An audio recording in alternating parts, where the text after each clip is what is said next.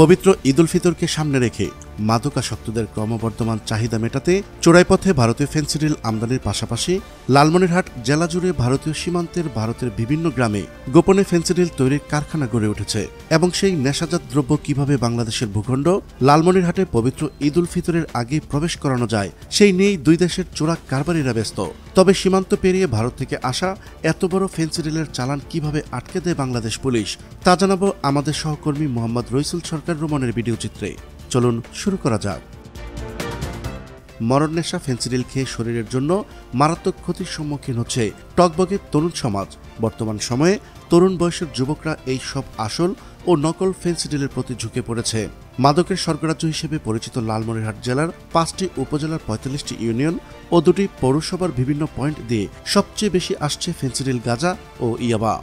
সেগুলো আমরা তো প্রতিনিয়তই ধরছি আসামি সহ ধরার প্রেক্ষিতে এই গত ২ মাসে যে কার্যক্রমগুলো আলামত জব্দ করা হয়েছিল, আসামি গ্রেপ্তার করা হয়েছিল, সেই আলামতগুলো বিজ্ঞ আদালতের অনুমতি সাপেক্ষে আজকে ৩ জন ম্যাজিস্ট্রেট এখানে রয়েছেন, বিজ্ঞ ৩ জন ম্যাজিস্ট্রেট রয়েছেন। তাদের মাধ্যমে আমরা যে সমস্ত আলামতগুলো ধ্বংসযোগ্য সেগুলো ধ্বংস করছি এবং যে সমস্ত মামলার আলামত রাসায়নিক পরীক্ষার জন্য ল্যাবে যাবে সেগুলো সংগ্রহ। প্রশাসনের চোখ ফাঁকি দিয়ে প্রতি বছর পবিত্র ঈদ উল ফিতরের পূর্বেই ব্যাপক আকারে ভারতীয় ফেনসিডিল নেশার তরল পদার্থ আসছে বাংলাদেশে।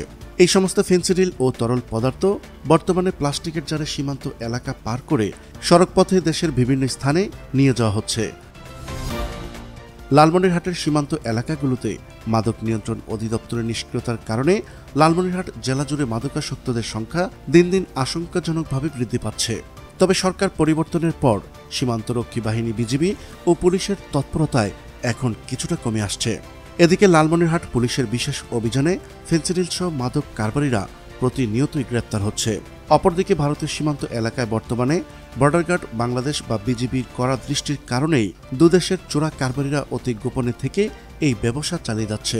বর্তমানে চাহিদার তুলনায় বিশেষ করে পবিত্র ঈদ উল ফিতরের সময় এই নেশাজাত দ্রব্যের সরবরাহ কম হওয়ায় ঘাটতি পূরণের লক্ষ্যে নকল ফেনসিডিল তৈরির বিপজ্জনক পথ বেছে নিয়েছে ভারতীয় সীমান্তের ভেতরেই বেশ কিছু অসাধু নেশাজাত দ্রব্য প্রস্তুতকারী ব্যবসায়ীরা।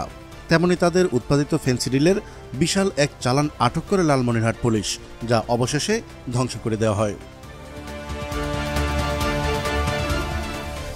প্রিয় দর্শক, আজ এই পর্যন্তই। দেখা হচ্ছে পরবর্তী ভিডিওতে। ততক্ষণ পর্যন্ত মহান আল্লাহ তাআলা সবাইকে ভালো রাখুক, সুস্থ রাখুক। আল্লাহ হাফেজ।